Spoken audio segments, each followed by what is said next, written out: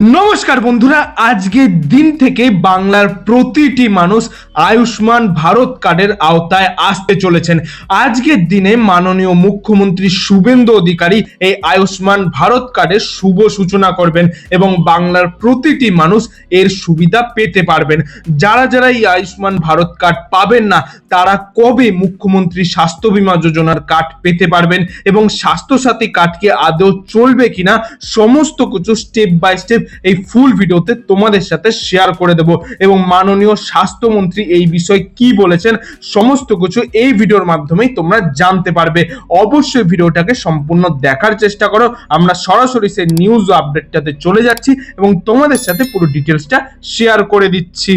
এখানেই তোমরা দেখতে পাচ্ছ আমরা সরাসরি সেই নিউজটা ওপেন করে নিয়েছি এবং এখানে কিন্তু মাননীয় স্বাস্থ্যমন্ত্রী এই বিষয়ে কি বলেছেন তোমাদেরকে দেখিয়ে দিচ্ছি। বাংলা স্বাস্থ্য পরিষেবায় বড় বদলের পথে রাজ্য। 16ই আগস্ট থেকে পশ্চিমবঙ্গে আনুষ্ঠানিকভাবে চালু হতে চলেছে এই আয়ুষ্মান ভারত প্রকল্প ঘোষণা করেছেন স্বাস্থ্যমন্ত্রী শাশ্বত মুখোপাধ্যায়।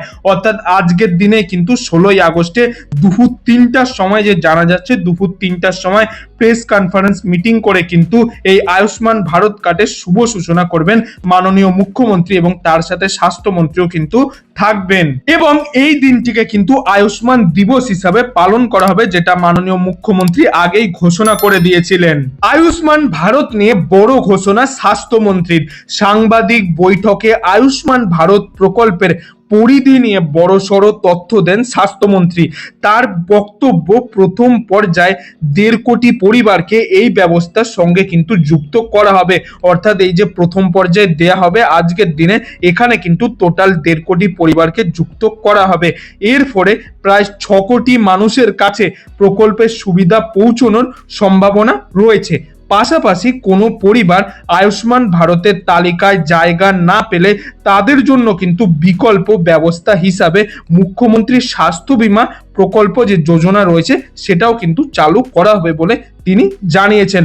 অর্থাৎ যারা যারা আয়ুষ্মান ভারত কার্ড পাবেন না বা যাদের AY SPHH PHH digital ration card নেই, যাদের RKSY 1 বা RKSY 2 রেশন কার্ড রয়েছে, তারা কিন্তু মুখ্যমন্ত্রী স্বাস্থ্য বীমা যোজনার আওতায় আসতে পারবেন এবং ওই কার্ডের মাধ্যমে কিন্তু আপনারা অল ওভার ইন্ডিয়া জুড়ে গোটা ভারতবর্ষের সমস্ত যেগুলো লিস্টেড থাকবে সেই সমস্ত বেসরকারি হাসপাতালে কিন্তু চিকিৎসা করাতে পারবেন।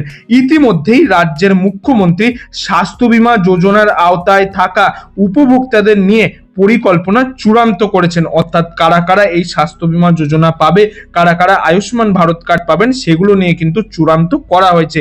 তাদের আয়ুষ্মান ভারতের সুবিধা পেতে নতুন কোনো বড় জটিলতার মুখে পড়তে হবে না বলে জানিয়েছেন স্বাস্থ্যমন্ত্রী।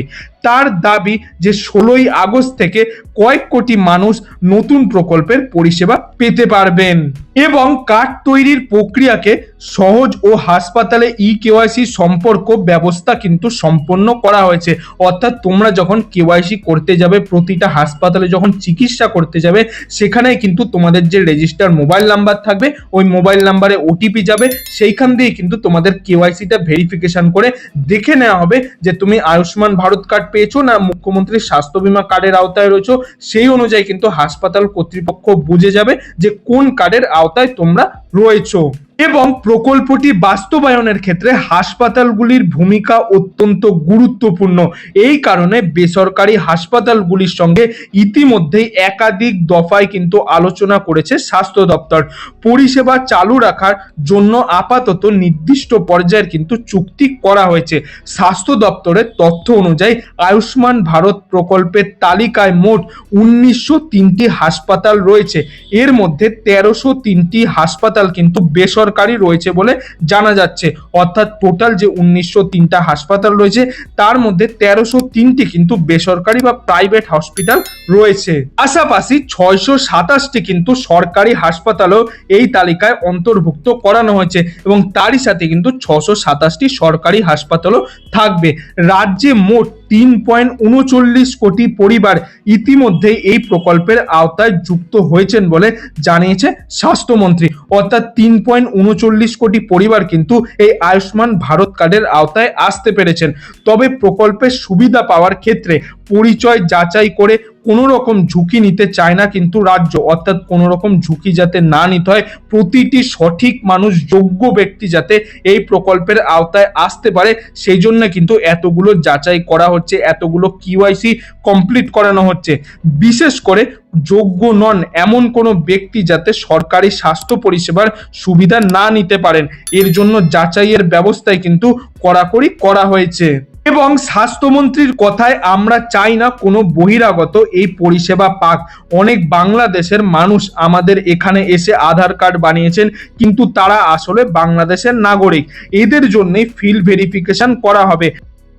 আমাদের করের টাকায় অন্য দেশের কেউ চিকিৎসা পাবেন না। পরিবারের প্রত্যেক ব্যক্তির আলাদা আলাদা কার্ড পাবেন এবং আভা আইডি নাম্বার দেখালেই কিন্তু সমস্ত তথ্য চলে আসবে। এক্ষেত্রে কিন্তু পরিষ্কারভাবে বলে দেওয়া রয়েছে, যারা যারা আয়ুষ্মান ভারত কার্ড পাবে তাদের একটা করে আভা আইডি কার্ড দেওয়া হয়, তোমরা অনেকেই সেক্ষেত্রে জানো। তো সেই আভা আইডি কার্ডের মধ্যে কিন্তু সমস্ত তথ্যই তোমাদের থাকবে। প্রত্যেক ব্যক্তির আলাদা আলাদা করে মেডিকেল আইডি থাকবে। 16ই আগস্ট রাজ্যে আয়ুষ্মান ভারত কার্ড কিন্তু গোটা বাংলা জুড়ে স্বাস্থ্য পরিষেবা একটি নতুন শুভ সূচনা করতে চলেছে। এবং এক্ষেত্রে মাননীয় স্বাস্থ্যমন্ত্রী যে সংবাদ মাধ্যমে দেওয়া একটি তথ্য অনুযায়ী বলেছে, আয়ুষ্মান ভারত চালু হলেও বন্ধ হচ্ছে না স্বাস্থ্যসাথীর কার্ড, বড় ঘোষণা স্বাস্থ্যমন্ত্রীর। অর্থাৎ এক্ষেত্রে কিন্তু স্বাস্থ্যসাথী কার্ড এখন চলবে যতক্ষণ না সবাই আয়ুষ্মান ভারত কার্ড পাবে বা মুখ্যমন্ত্রীর স্বাস্থ্য বীমা যোজনার আওতায় আসতে পারছেন, ততদিন কিন্তু এই স্বাস্থ্যসাথী কার্ডের বিনিময়ে কিন্তু তোমরা চিকিৎসা করতে পারবে। এবং এখানেও কিন্তু বলে দেওয়া রয়েছে 16ই আগস্ট থেকে রাজ্যে আয়ুষ্মান ভারত কার্ড কিন্তু কার্যকর করা হয়েছে। 3.4 কোটি মানুষের সুবিধা পাচ্ছেন।